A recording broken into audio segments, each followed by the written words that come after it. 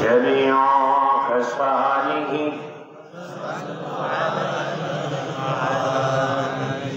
আরবের বুকে মক্কার পরে যেথায় আমিনার ঘর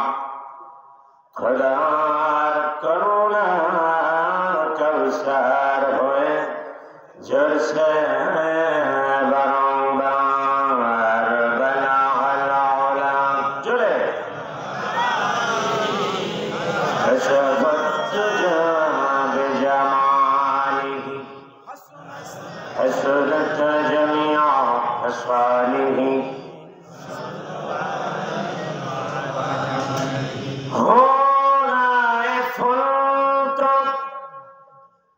بلبلك ترنم دينهم جمله دهر में करियों का तबस्सुम भी ना हो बलागल उला बिकमालिही हसनत जमीअ खसालिही सल्लु अलैहि व आलिहि আল্লাহ পাক বলেছেন حملته أمه وهنا على وهن حملت মানে গর্ভ আল্লাহ পাক বলেন মায়ের গর্ভে যখন তুমি গেলে মা খেতে বসলো তুমি পেটের মধ্যে লাথি দিয়েছ কেউ দেখে না দেখেছে কেউ ব্যথা পায় না সবাই খাচ্ছে আনন্দ করে খাচ্ছে কিন্তু তোমার মায়ের পেটে ব্যথা উঠে গেছে তোমার মা বাটির থালাটা ঠেলে দিয়ে খাটে দিয়ে দুই চোখের পানি দরকার করে ছেড়ে দিয়ে সারা রাত বিছানার উপাস করেছে বান্দা তোমার জন্য তোমার মা 10 মাস ঘুমাতে পারে না বলুন তো আপনাদের জন্য আমাদের জন্য কোন পীর কোন ইমাম সাহেব এক রাত জেগে রয়েছে জোরে বলে রয়েছে আল্লাহ পাক বলেন হে রহমান তোমার সন্তানকে কথাগুলো শিখায়া দাও আল্লাহ পাক বলেন 3 কারণে মা শ্রেষ্ঠ হয়েছে কয় কারণে আল্লাহর নবীর কাছে এক সাহাবী আরজ করলো ইয়া রাসূলুল্লাহ খেদমত করব কার খেদমত করব কার খেদমত করব কার খেদমত করব কার বাবা 3 বারের পর একবার বলল নবীজি বাবা তার মানে এই কথাগুলোর কারণ এখানে রয়েছে কিনা আল্লাহ পাক বলেন 3টা কারণ 3টা বিষয় এই বিষয়ে বাবার কোনো অবদান নাই পৃথিবীর কারো অবদান নাই মা ছাড়া আমাকে পেটে ধারণ করেছে কে বাবার কোনো ভূমিকা আছে জোরে বলেন আছে বাবার কোনো ভূমিকা নাই বন্ধুগণ আমার এরপরে ওয়াহনান আলা ওয়াহনিন আল্লাহ পাক বলেন 10টি মাস তোমার মা তোমাকে গর্ভে ধারণ করেছেন আল্লাহর নবী বিশ্ব নবী মুহাম্মদ রাসূলুল্লাহ সাল্লাল্লাহু আলাইহি ওয়াসাল্লাম বলেন মা 10 মাস ঘুমাতে পারে না এই 10 মাস সারা রাত জেগে নফল নামাজ পড়লে যে সওয়াব হয় তোমাকে আমাকে মা গর্ভে ধারণ করে ঘুমাতে পারে না এইজন্য আল্লাহ রাব্বুল আলামিন তার আমলনামায় 10 মাস তাহাজ্জুদ নামাজ পড়ার সওয়াব দিয়ে দেয় বন্ধুরা আমার আল্লাহ পাকের নবী বলেন 10 মাস তোমার আমার মা খেতে পারে না বলি ভাত কিছু খেলেই বমি হয়ে যায় আল্লাহর নবী বলেছেন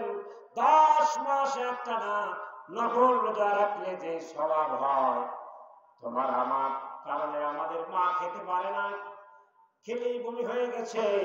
এই জন্য আল্লাহ রাব্বুল আলামিন আমাদের মাদেরকে 10 মাস নফল রোজা রাখলে যে সওয়াব হয় আল্লাহ রাব্বুল আলামিন তাদের আমলনামায় সেই সওয়াব লিখে দিয়েছে। বন্ধুরা আমার, আমাকে গর্ভধারণে মা ছাড়া পৃথিবীতে কারো ভূমিকা ছিল না, ছিল। এরপরে ডেলিভারির সময় চিন্তা করেন, বাবাকে মা ডেকেছে, প্রাণের স্বামী, তোমার সঙ্গে সংসার করেছি প্রায় 30 বছর, আছে না নাই? 30 বছর সংসার করেছি, প্রাণের স্বামী, অনেক ভুল ত্রুটি করেছি, এই সংসারের চাবি রাখো, সংসার বুঝে না, তোমার সঙ্গে হয়তো বা বেয়াদবি হতে পারে অনেক ক্ষেত্রে। স্বামী আমার, আমাকে মাফ করে দি, আমি তোমার বাড়িতে লাল কাপড় পরে এসেছিলাম, বধূ সেজে এসেছিলাম, তোমার সংসারের চাবি দিয়েছিল আমার কাছে। প্রাণের স্বামী, আমার নবগত সন্তান এখন ডেলিভারি হবে, আমার মনে হয় এই সন্তান ডেলিভারির সময় আমি বাঁচব না। বন্ধু আমার, মা সুতিকা গৃহে চলে যান, আল্লাহ পাক বলেন হামালাতুহু উম্মুহু কুরহা ওয়া ওয়াদাতুহু কুরহা। আল্লাহ পাক বলে বান্দা 10টি মাস অনেক কষ্ট করে তোমার মা গর্ভে ধারণ করেছেন, আবার এই 10টি মাস পর ডেলিভারি করার সময় এমন কষ্ট হয়েছে, কোন কোন মা গরু জবাই করলে যেভাবে রক্তের প্লাবন হয়ে যায়, মানুষ জবাই করলে যেভাবে রক্তের প্লাবন হয়ে যায়, বান্দা দুনিয়া আসার সময় তুমি এমন তোমার মাকে রক্তাক্ত করেছ, তোমার মা রক্তে প্লাবিত হয়ে গেছে, তারপরও বান্দা তোমার উপরে তোমার মা বিরক্ত হয় না। বান্দা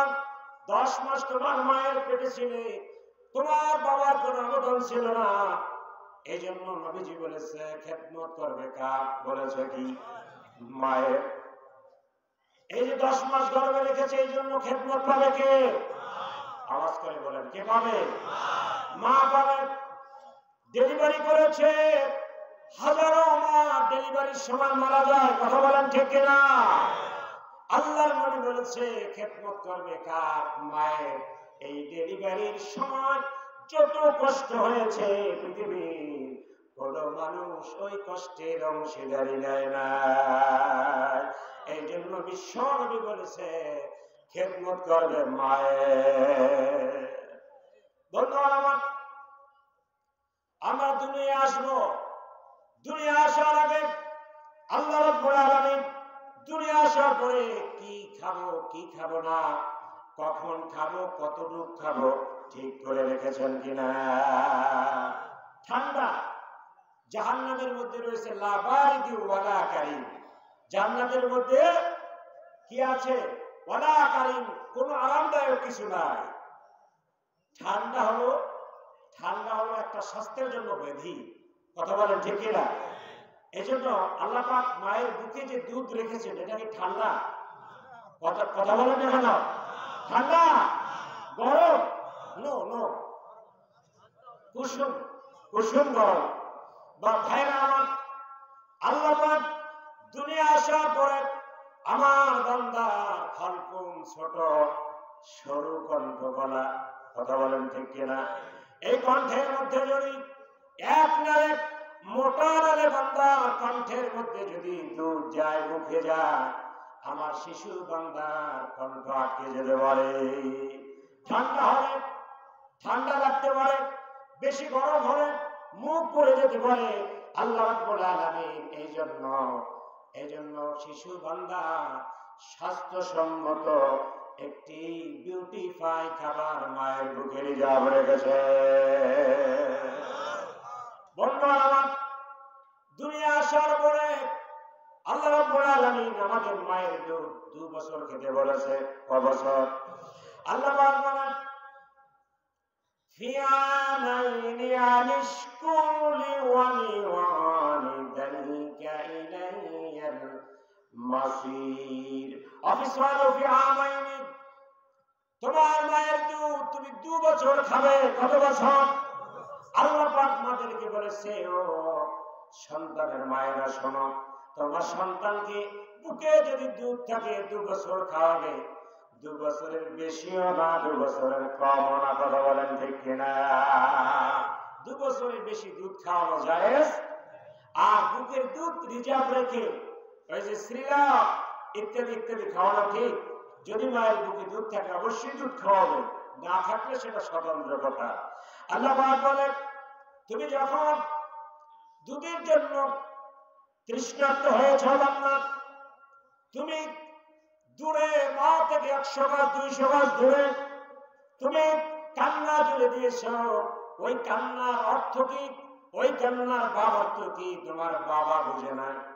তোমার ভাইয়েরা বুঝে নাই বুঝেছে কেউ পাড়াপড়শি প্রতিবেশী কেউ বুঝে না ওই কান্নার আওয়াজ যখন তোমার মায়ের কর্ণ ঘুরে চলে গেছে তোমার মায়ের অন্তরে আমি শিল বিদ্ধ করে দিয়েছি হাজারো কাজ রেখে তোমার মা দৌড়ে গিয়ে তোমাকে বুকে জড়ায় দুধ দান করেছে আল্লাহর নবীর কাছে যখন বলল খেদমত করবো কার আল্লাহর নবী 3 বারের 12 বলেছে কার চিৎকার করে বলেন কার আল্লাহর নবী 3 বারের 12 বলল মায়ের 3 বার এক টানা 3 বার বলেছে মায়ের যখন চতুর্থবার প্রশ্ন করা হলো কারণ চৈত্র মাসে মাঠে কাজ করে মাটি কেটে 500 টাকা 700 টাকা যখন হাতে আসে বাবা সর্বপ্রথম নিয়ত করে এই টাকা দিয়ে আমার সন্তানের মুখে খাবার নিব কথা বলেন ঠিক কিনা এই জন্য আল্লাহ নবী বলেছে মাথার দাম পায়ে ফেলে সন্তানকে বাবা খাওয়ায় কে খাওয়ায় উপার্জন করে বাবা সন্তানকে খাওয়ায় এই জন্য আল্লাহর নবী চতুর্থবার বলেছে খেদমত করো বাবার সুবহানাল্লাহ বন্ধুগণ আমার এখন আল্লাহ পাক বলেন তুমি তোমার মায়ের খেদমত করবে এখন আমরা মনে করি কি জানেন খেদমতের অর্থ কি বছরের শেষে ঈদের শুরুতে 26 রোজায় অথবা 25 রোজায় মায়ের জন্য একটা কাপড় কেনা কথা বলেন না কেন এটা এবার খেদমত কিভাবে করতে হবে এই কথা আল্লাহ কি বাকি রেখেছেন জয় বলেন এই কথা আমার মনে হয় কোনো ওয়াজই বলা হয় না শুধু বলা হয় মা বাবার খেদমত করো এখন খেদমত কাকে বলে আসুন আমরা কোরআন থেকে শুনবো ইনশাআল্লাহ বন্ধুগণ আমার এখন আল্লাহ পাক বলেন হে লোকমানের সন্তান পৃথিবীর সমস্ত সন্তানেরা শোনো তোমার মায়ের ভূমিকা তোমার বাবার ভূমিকা এত দাম এত মূল্য এই মা যদি তোমাকে শিরিক করতে বলে করবে জোরে বলেন করবে এবার আল্লাহ পাক বলেন ওয়াইন জাহাদাকা আলা আন তুশরিকা বিমা লাইসা লাকা বিহি ইলম ফালা তুতি'হা ওয়া সাহিবহুমা ফিদ দুনিয়া মারুফা আল্লাহ পাক বলেন বান্দা তোমার মায়ের সম্মান আকাশ চূর্ণী করে